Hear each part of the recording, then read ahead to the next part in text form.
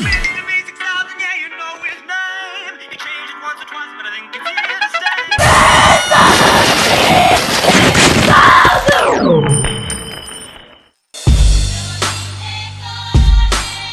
You like YouTube money, I like YouTube money, but guess what? The government also likes YouTube money, and they want some of our YouTube money. So for starters, you only have to pay taxes if you make over $600 a year off of YouTube. So throughout the span of 2015, if you made less than $600, you did not make enough that the government cares, but if you made over $600, you have to pay taxes, okay? You have to pay taxes if you make more than $600 off of YouTube in 1 year, or it's tax evasion or whatever, something, I don't know the term. Now, obviously, this guide's going to be based on the United States of America because that's where I live in America. And here we have a tax bracket system. So the more money you make, the more they charge you. The more you make, they shouldn't. Like, I don't think you should be punished to make more money. Like, that doesn't really make sense to me. You know, that kind of weakens your incentive to do more and work harder, but whatever, America for you. So I said that like I like America, okay? But anyways, if you make less than $9,275 in a year, then you have to pay 10% taxes. If you make between $9,275 to $37,650, you have to pay 15%.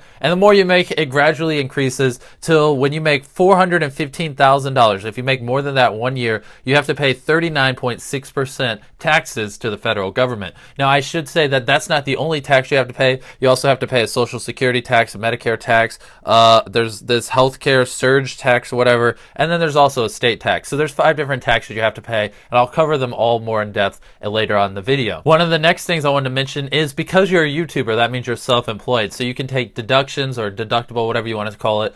You can deduct certain things you buy for your business from your tax money. So pretty much, if you make $10,000, okay, but you're able to deduct $800 from it, and $10,000 will put you in the 15% tax bracket. But if you were able to deduct $800, that would put you at $9,200 for your taxable income, which would actually lower your taxes to 10% from 15% because you were able to knock yourself down a bracket by deducting stuff.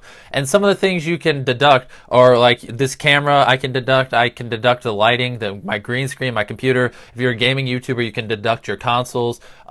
Anything you buy for your YouTube channel, you can deduct, and the government cannot tax you from it. Some other things people deduct is their microphones, like this thing, my Blue Snowball, software. If you buy Sony Vegas, if you're an idiot and buy Sony Vegas, you can deduct that.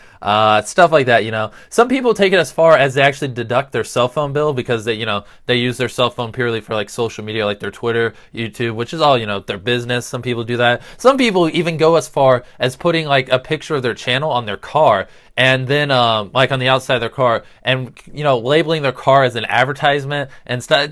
Some people take it a little out of proportion. I don't think they'd actually get away with it if the government came by and checked them. But for the most part, like simple stuff like equipment, make sure you deduct that, save yourself some money. Don't be an idiot, but you have to save the receipts because if you deduct all this stuff and they come asking for proof and you don't have the receipts, then you're going to be screwed and end up paying more money than you would have. Yeah, so you get that. So anyways, I'm going to cut straight to the point.